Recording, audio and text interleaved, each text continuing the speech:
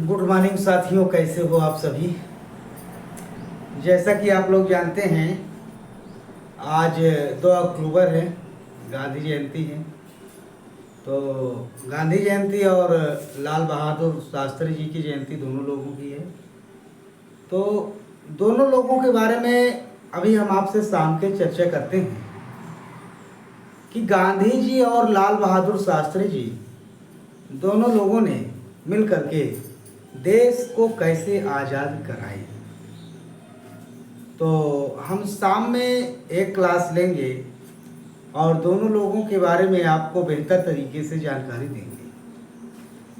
अभी आपको ये समझना है कि माइटोकॉन्ड्रिया हमारा नेक्स्ट टॉपिक है। कल हमने आपसे बात किया था क्लोरोप्लास्ट के बारे में, हरित लवक के बारे में। आपको बताया गया कि क्लोरोप्लास्ट क्या होता है। आप जानते हैं कि ये पौधों के उन भागों में पाए जाते हैं जो हरे भाग होते हैं। आप अच्छी तरीके से समझे हैं कि ये पौधे का स्टेम होता है, वो भी ग्रीन होता है, पौधे की लीफ होती है, वो भी ग्रीन होती है, और पौधे में पाया जाने वाला फ्रूट, ठीक है, कच्चे फल, अनराइप कच्चे फल जो होते हैं, वहाँ भी क्लोरोप्लास्ट पाया जाता है। तो क्लोरोप्लास्ट आपको मिला कच्चे फलों में, पत्तियों में, हरी पत्तियों में और तनों में। बहुत सॉफ्ट तने होते हैं, मुलायम मुलायम तने होते हैं, वो भी हरे होते हैं, तो वहाँ भी पाया जाता है। फिर उसमें हमने डार्क रिएक्शन और लाइट रिएक्शन की बात किया, प्रकाशिक अपक्रिया, अप्रकाशिक अपक्रिया। वहाँ पर अगर आपको कोई समस्या हो तो आप बताइएगा। बाकी आगे आज हम चलेंगे माइटोकॉन्ड्रिया में, ठीक है। चलिए आइए। तो माइटोकॉन्ड्रिया जो होती है, इसके बारे में थोड़ा समझिए पहले, ये है क्या, इसकी आवश्यकता क्यों पड़ी।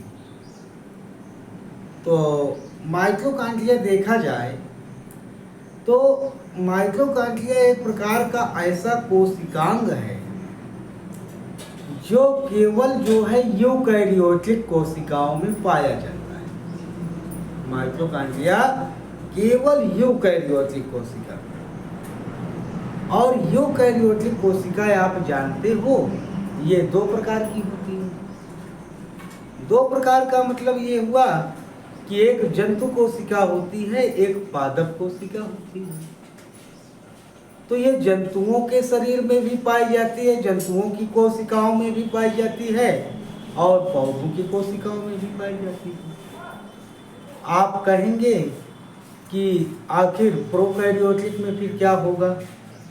तो प्रोकैरियोटिक जो कोशिका होती है उसमें माइटोकॉन्ड्रिया नहीं पाई जाती, नहीं पाई जाती, नहीं पाई जाती। तो इसके जगह पर कोई है, माइटोकॉन्ड्रिया की जगह पर प्रोकैरियोटिक कोशिका में कोई तो होगा इसके सिमिलरली काम करने वाला। हाँ है, नाम है उसका मीसोसोम।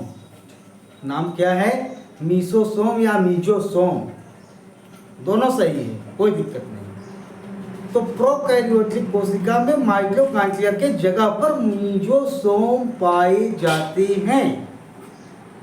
तो प्रोकैरियोटिक का काम समाप्त। बची यूकैरियोटिक कोशिका। यूकैरियोटिक कोशिका 2 प्रकार की, एक जंतु कोशिका, एक पादप कोशिका। अब जंतुओं की कोशिकाओं में भी ये पाया जाता है, पौधों की कोशिकाओं में भी पाया जाता है, पादप में भी पाया जाता है, दोनों के पास है। अब बात यह है कि इसकी पहले खोज के बारे में किया, क्या हुआ, कौन खोज किया, कब किया, किसने क्या कहा, कब कहा। सबसे पहली बात ये आती है, इसकी खोज कौन किया। खोज के बाद प्रकार, प्रकार का मतलब ये कि किस तरह से किसमें है।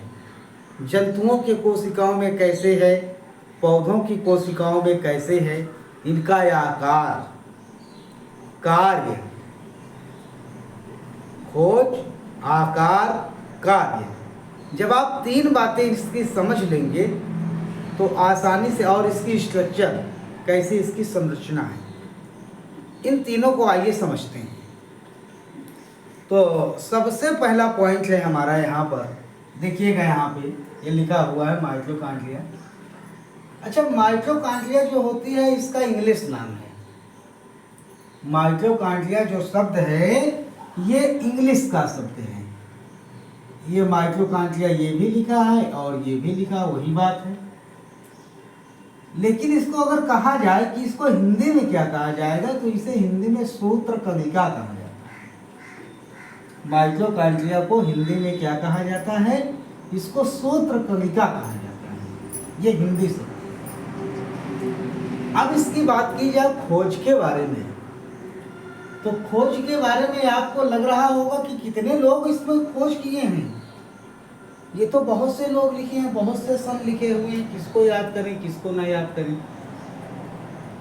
तो आपकी जानकारी के लिए बता दें, जो सबसे पहला पॉइंट लिखा हुआ है 1882, 1880, 1880 जो ये आपका पहला पॉइंट दिख रहा है, इन्होंने खोज किया था। कौन भैया? कोलिकर महोदय। कोलिकर महोदय ने माइटोकॉन्ड्रिया की खोज किया था। कहाँ किया था? तो कहा जाए कि ये जो कीट होते हैं, इंसेक्ट, जो कीट होते हैं, इंसेक्ट होते हैं, कीटों की रेखित पेशियों में किया। रेखित पेशी,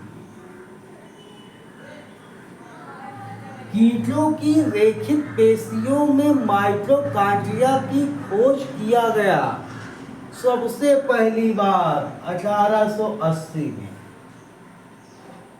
ठीक है, 1880 में कोलिकर नाम के वैज्ञानिक ने कीटों की रेखित पेशियों में इसकी खोज किया। खोज का काम हो गया।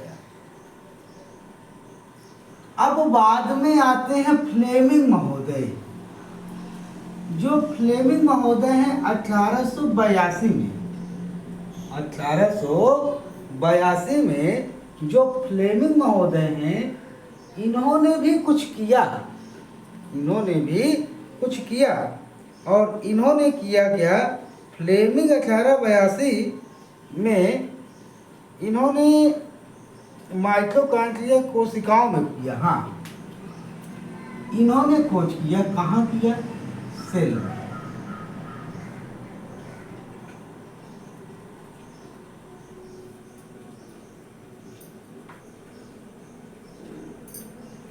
ध्यान से देखिएगा, बहुत स्पष्ट लिखा हुआ है। कोलिकर महोदय ने 1880 में कीटों की जो इंसेक्ट हैं, कीट हैं, उनकी रेखित पेशियों में खोज किया था। भैया ये लिखा है एक शब्द, पेशियों में। पेशियां माने मसल्स, मांसपेशियां। तो जो ये मसल्स हैं उन पेशियों में खोज किया गया। किसके द्वारा? कोलिकर महोदय के द्वारा।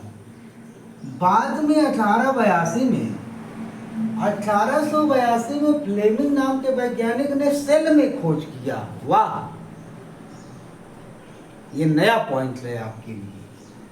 पेशियों में खोज करने वाले अलग हैं, कोशिका में खोज करने वाले अलग हैं। तो कोशिका के अंदर पाया जाता है, ये तो सब कोई जानता है। माइटोकॉन्ड्रिया कोशिका के अंदर पाया जाता है, ये तो सब कोई जानते हो। लेकिन अगर कहा जाए कि कोशिका के अंदर माइटोकॉन्ड्रिया को खोज के कौन निकाल दिया, तो खोज के निकालने वाले हैं फ्लेमिंग महोदय। कब? 1882 में। ये भी पॉइंट समझ में आ गया। लेकिन अगर इन दोनों में कहा जाए कि सबसे पहले खोज कौन किया, तो इन दोनों में आपको याद रखना है 1880 कोलिकर। अगर आपसे स्पेशली पूछा जाए, विशेष रूप से पूछा जाए कि सेल के अंदर माइटोकॉन्ड्रिया का खोज किसने किया, सेल के अंदर, तो सेल के अंदर करने वाले हैं आपके फ्लेमिंग महोदय। आइए, अल्टमान नाम के वैज्ञानिक जो थे, अल्टमान नाम के वैज्ञानिक ने इनको जो है बायोब्लास्ट नाम दिया। अल्टमान नाम के वैज्ञानिक ने जो ये खोज किया गया इसका नाम इन्होंने बायोब्लास्ट रखा। क्या रखा? बायोब्लास्ट। अल्टमान नाम के वैज्ञानिक ने माइटोकॉन्ड्रिया को 1894 में बायोब्लास्ट कहा। क्या कहा? बायोब्लास्ट कहा। किसे कहा? माइटोकॉन्ड्रिया को। क्या कहा? बायोब्लास्ट कहा। किसने कहा? अल्टमान ने कहा। कब कहा? 1894 में कहा। समझिएगा बात। क्या कहा? बायोब्लास्ट। कौन कहा? अल्टमान। कब कहा? 1894 में। ठीक है, तो इन्होंने केवल कह दिया, खोज नहीं किया। याद रखिएगा, इन्होंने खोज नहीं किया, बल्कि बस उसी जो माइटोकॉन्ड्रिया थी उसी का नाम इन्होंने कह दिया कि भैया ये बायोब्लास्ट है। क्या कह दिया? बायोब्लास्ट। आगे फिर सी बेंटला नाम के वैज्ञानिक ने लिखा हुआ है 1897 में सी बेंटला नाम के वैज्ञानिक ने नाम दिया। नाम क्या दिया? नाम दिया इन्होंने माइटोकॉन्ड्रिया। नाम क्या दिया भैया? माइटोकॉन्ड्रिया। तो माइटोकॉन्ड्रिया का नाम माइटोकॉन्ड्रिया देने वाले वैज्ञानिक कौन है? सी बेंटला। कौन है? सी बेंटला। सी बेंटला का मतलब ये हुआ कि ये वैज्ञानिक हैं और इन्होंने सी बेंटला नाम के वैज्ञानिक ने जिस संरचना को अल्टमान ने बायोब्लास्ट कहा, जो संरचना फ्लेमिंग ने सेल में खोजा, जो संरचना इंसेक्ट की पेशियों में, रेखित पेशियों में कोलिकर ने खोजा, उस संरचना को माइटोकॉन्ड्रिया नाम दिया। कौन? सी बेंटला। बात समझिएगा, फिर से समझिएगा, कोई जल्दीबाजी नहीं है, कायदे से समझिएगा इसको, फिर से समझिएगा। हमारे कहने का मतलब ये हुआ कि जिसकी खोज कोलिकर ने रेखित पेशियों में किया, जिसको सेल में खोज किया फ्लेमिंग ने, जिसको अल्टमान ने बायोब्लास्ट कहा, उसका नाम माइटोकॉन्ड्रिया दिया सी बेंटला। कहने का मतलब ये अंदर जो है इनडायरेक्टली किसकी बात कर रहे हैं हम? माइटोकॉन्ड्रिया को ही ये कहे थे। अब माइटोकॉन्ड्रिया नाम देने वाले कौन हैं? सी बेंटला। माइटोकॉन्ड्रिया नाम देने वाले कौन हैं? सी बेंटला। और मिविस नाम के वैज्ञानिक ने हैं माइटोकॉन्ड्रिया की जानकारी मिविस ने दिया पौधों में, निम्फिया। एक पौधे का नाम है निम्फिया। पौधे का नाम थोड़ा है, याद नहीं हो सकता, याद हो भी सकता है। नाम है पौधे का निम्फिया। निम्फिया नाम का एक क्या है? पौधा है। निम्फिया नाम के पौधे में खोज की गई। निम्फिया नाम के पौधे में खोज की गई। किसके द्वारा की गई? मिविस के द्वारा की गई। और मनुष्य के और ये बेंसले होइल एक वैज्ञानिक हैं। एक वैज्ञानिक है बेंसले होइल। इन्होंने क्या किया? इन्होंने बताया, ये और ये दोनों साथ में, इन्होंने बताया कि माइटोकॉन्ड्रिया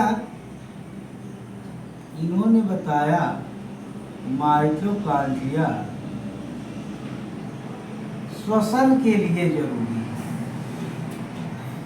श्वसन क्रिया के लिए, श्वसन के लिए बहुत आवश्यक, बहुत आवश्यक।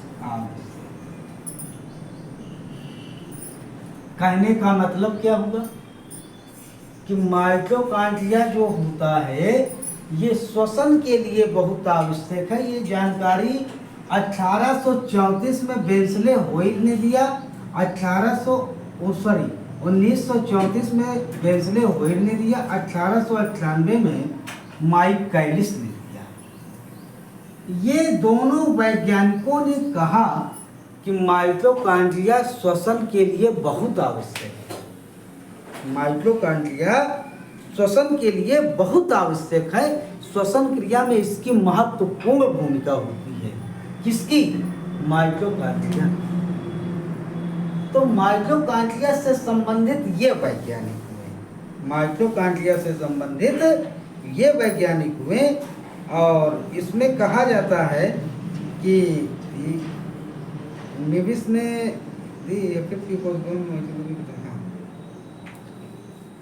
कहने का मतलब कुल मिला के ये हुआ कि जब श्वसन क्रिया होती है, अभी आपको हाई स्कूल में बताया गया होगा 11th वालों को, नहीं बताया गया तो ध्यान से सुनिएगा। अगर आपको याद हो, माइटोकॉन्ड्रिया में ये दोहरी झिल्ली से बनी होती है और इस प्रकार से ये संरचना होती है और यहाँ पर क्रिस्टल पाए जाते हैं, ये उंगली के समान पाए जाते हैं। यहाँ पर होता क्या है, मनुष्य में जब रक्त का जो परिसंचरण होता है तो रक्त की मात्रा सीधे सेल तक पहुंचती है भाई, अंगों तक पहुंचती है, अंगों से टिश्यू में, उतक से सेल में, और सेल में जाने के बाद ये माइटोकॉन्ड्रिया के पास ग्लूकोज पहुंचता है। ग्लूकोज पहुंचने के बाद माइटोकॉन्ड्रिया में जैसे ही पहुंचता है तो ग्लूकोज का ब्रेकडाउन करने के लिए, ग्लूकोज का ब्रेकडाउन करने के लिए यहाँ पर पाए जाते हैं एंजाइम। ग्लूकोज को तोड़ने के लिए यहाँ पर क्या पाए जाते हैं? एंजाइम। और एंजाइम जो होते हैं, ये एंजाइम जब ग्लूकोज को ब्रेक डाउन करते हैं तो ये स्ट्रक्चर कहलाती है क्रिस्टली। ये स्ट्रक्चर क्या कहलाती है? क्रिस्टली। और यहाँ पर ग्लूकोज का दहन होता है और ग्लूकोज का दहन होने के बाद, ग्लूकोज का दहन होता है किसकी उपस्थिति में? ऑक्सीजन की उपस्थिति में।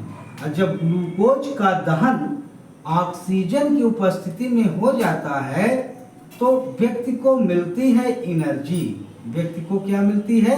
एनर्जी। अब आप ये बताइए, श्वसन क्रिया में कौन सी गैस लिए थे? ऑक्सीजन लिए थे। ये ऑक्सीजन आपके लंग्स में गई, लंग्स से फिर आपके सेल्स में गई और सेल्स में जाने के बाद माइटोकॉन्ड्रिया में गई। माइटोकॉन्ड्रिया में जाने के बाद इसी ऑक्सीजन का यूज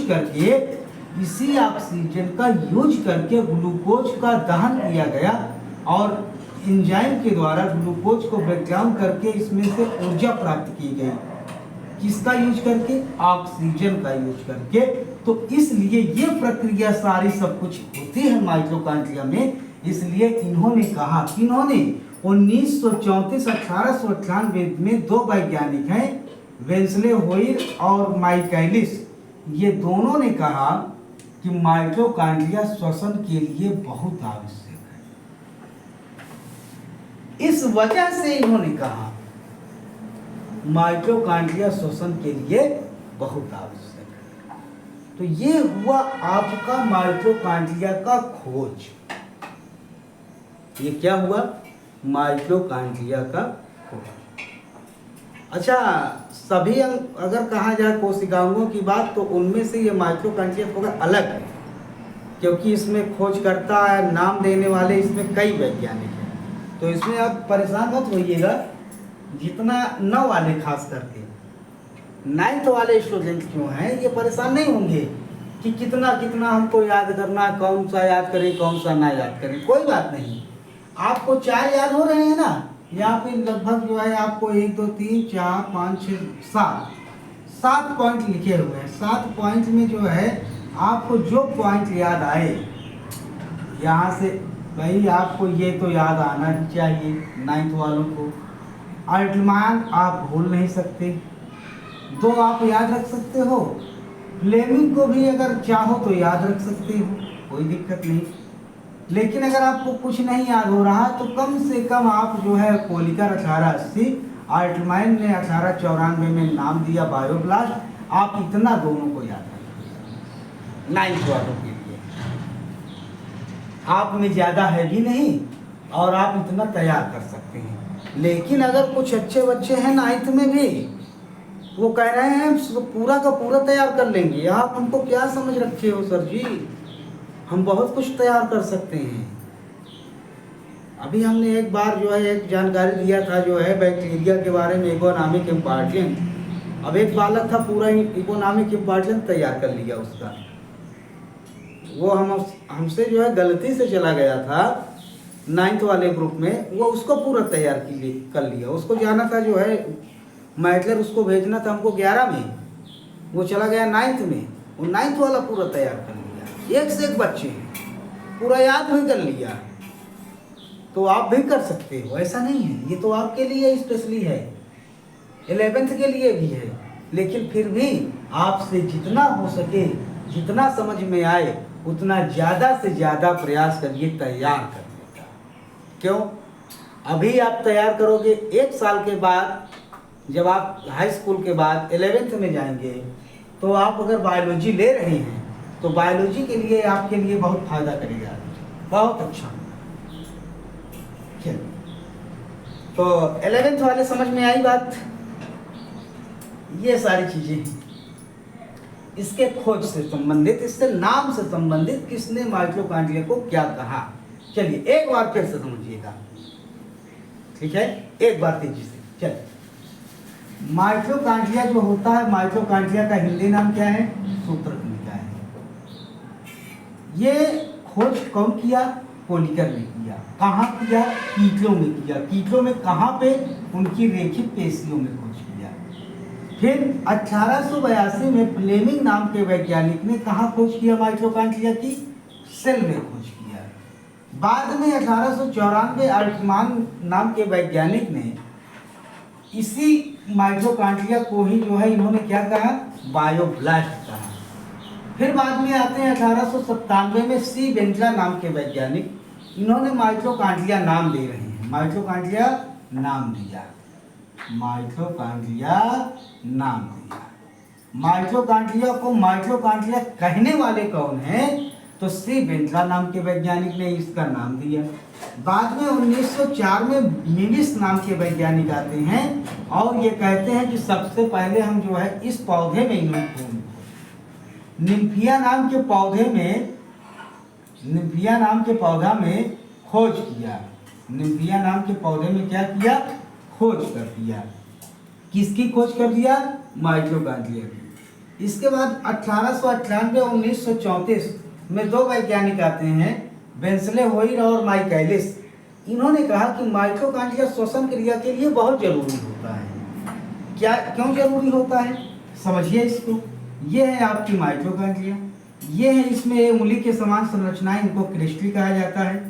तो क्रिस्टली जो होती हैं, जब आप खाना पीना खाते हो, उसका डाइजेशन होता है, डाइजेशन के बाद वो रक्त में सीधे से अवशोषण होता है। उसका अवशोषण होने के बाद वो रक्त जो होता है, रक्त में ग्लूकोज की मात्रा होती है और वो ग्लूकोज की मात्रा आपके सभी अंगों में जाती है, अंगों से ऊतकों में जाती है, ऊतकों से कोशिकाओं में जाती है और कोशिकाओं में जाने के बाद कोशिका के अंदर पाए जाने वाले माइटोकॉन्ड्रिया में पहुंचती है। जैसे ही माइटोकॉन्ड्रिया में पहुंचती है तो ग्लूकोज की मात्रा, किसकी मात्रा? ग्लूकोज की मात्रा जैसे ही माइटोकॉन्ड्रिया में पहुंचती है, वहाँ बहुत सारे एंजाइम पाए जाते हैं। एंजाइम पाए जाते हैं तो एंजाइम इसको जो है ब्रेक डाउन कर देते हैं, अपचन कर देते हैं, तोड़ देते हैं और इसका दहन हो जाता है। ग्लूकोज का क्या हो जाता है? दहन हो जाता है। दहन किसकी उपस्थिति में होता है? ऑक्सीजन की उपस्थिति में होता है। जब ऑक्सीजन की उपस्थिति में ग्लूकोज का दहन हो जाता है तो क्या बन जाती है? ऊर्जा बन जाती है। जब ऊर्जा बन जाती है तो किससे बनी? ऑक्सीजन से। ऑक्सीजन से ऊर्जा बनी, इसका मतलब ऑक्सीजन किस लिए लिया था आपने? आपने श्वसन के लिए लिया था। तो श्वसन के लिए ली गई ऊर्जा जो होती है, श्वसन के लिए ली गई ऑक्सीजन जो होती है, ये शरीर में क्या बनाने के काम आती है? ऊर्जा बनाने के काम आती है। अर्थात श्वसन के लिए जो बहुत आवश्यक होती है, कौन? माइटोकॉन्ड्रिया। ये आपका एक सरसरी निगाह से जो है रिवीजन हो गया। तो ये आपका हुआ माइटोकॉन्ड्रिया। अब इसके बारे में देखा जाएगा कि इसकी स्ट्रक्चर क्या है और इसको किसने क्या कहा, किसने क्या कहा। तो आइए चलते हैं, ग्लस्टर कहाँ गया, ये इसको समझिए, आराम से देखिए।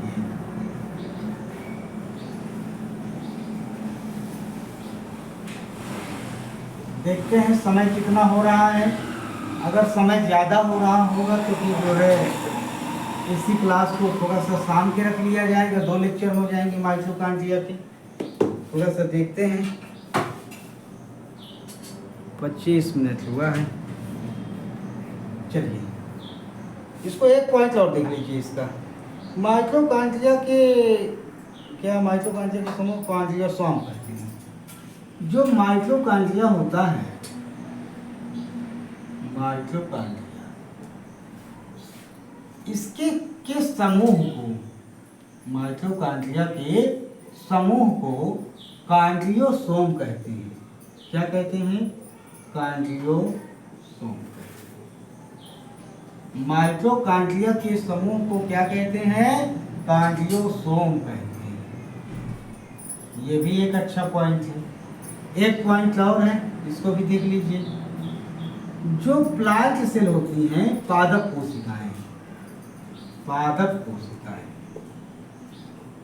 पादप कोशिकाएं जो होती हैं उसमें जो माइटोकॉन्ड्रिया होती है ना, अब माइटोकॉन्ड्रिया के अंदर जो क्रिस्टली होती है, तो पादप कोशिकाओं में क्रिस्टली नहीं होती है।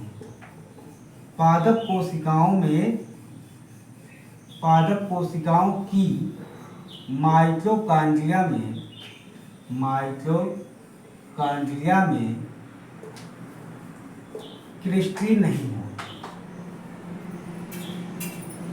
पादप कोशिकाओं की माइटोकॉन्ड्रिया में क्रिस्टली नहीं होती और क्रिस्टली के जगह पर नलिकाएं होती। क्रिस्टली के जगह पर क्या होती हैं, नलिकाएं होती हैं। ये भी आपको याद रखना है, इम्पॉर्टेंट है।